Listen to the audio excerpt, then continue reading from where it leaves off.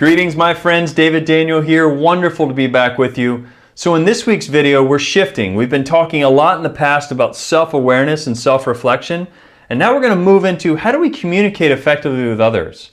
How do we move individuals or groups through a process to try and get them to a goal or desired outcome? I'm going to give you a 4-part communications framework that I believe will be a powerful change for you if you can implement it in either your personal life or your work life. I'm especially going to focus on work life in this situation because that's what I do. I'm a high-performance coach that works with leaders, helping them to deal with the complexity and uncertainty that they face on a daily basis. And communicating effectively with other people and leading groups or meetings is one of the things we find ourselves doing more and more as leaders today. In a complex world, there's lots more perspectives that we have to take and coordinate. And so this framework will help you to do that in 4 easy steps. So get out your journals and take some notes. So step number 1 when we're communicating with others is we want to frame the conversation. And when we're framing, what we want to do is we want to say, this is what we believe we're striving for. This is the goal or desired outcome. This is the vision. But it goes beyond that. It's also making object your beliefs, your perspective, and also what you believe others' perspectives to be, so that you can have what we call mutuality, where in the end everyone feels heard, everyone feels like that they're striving towards the same thing, and they feel like that their perspective is important to you. And so in framing, we really bring the group together. So that's step number 1, is frame effectively. Once we've framed, we then want to move into step 2, which is what we call advocating. And advocating is where we assert a certain option, strategy, or feeling, but we're really saying this is what we think we need to do, or we're naming reality. And it's especially powerful when your advocacy can be what you feel, and what you feel about the current moment. And that's a really rare thing to be able to do, that somebody can name what's happening in the moment and make everyone kind of see it. And so advocating is something that I see that's overlooked a lot of times. We don't talk about what we feel is happening in the moment.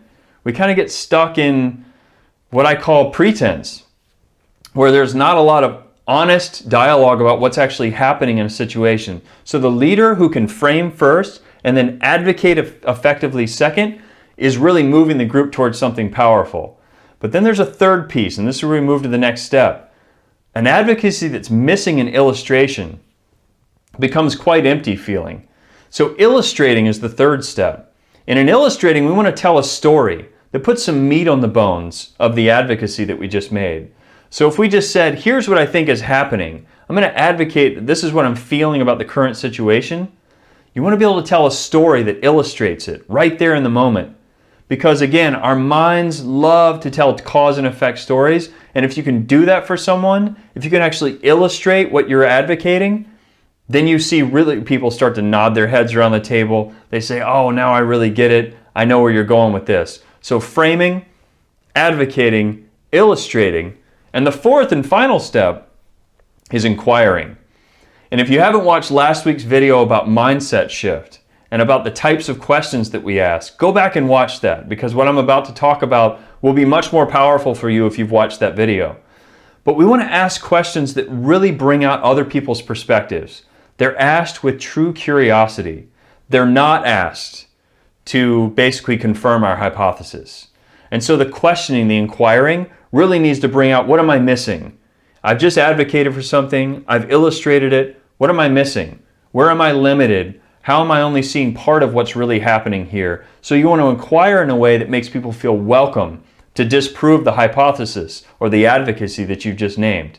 So by using the framing, advocating, illustrating, inquiring framework, what you're doing is you're bringing the group together towards mutual purpose. You're showing them that it's safe to share the way they feel about what's happening. You're bringing the power of storytelling into whatever conversation you're having.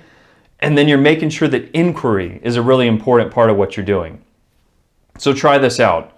Try out the 4-part communication framework and watch what happens around you. And if you bring what we've talked about in past videos, the mindset, the beliefs to that, you're really going to see some powerful moves on your team. So that's it for this week's video. I hope you've enjoyed it. Please share it with other people. Keep the conversation going. And until next time, go out every single day. Be present and aware in every situation. Be gentle and kind with yourself and with others. And if you need a mantra to repeat, repeat the words, be, here, now. Thank you.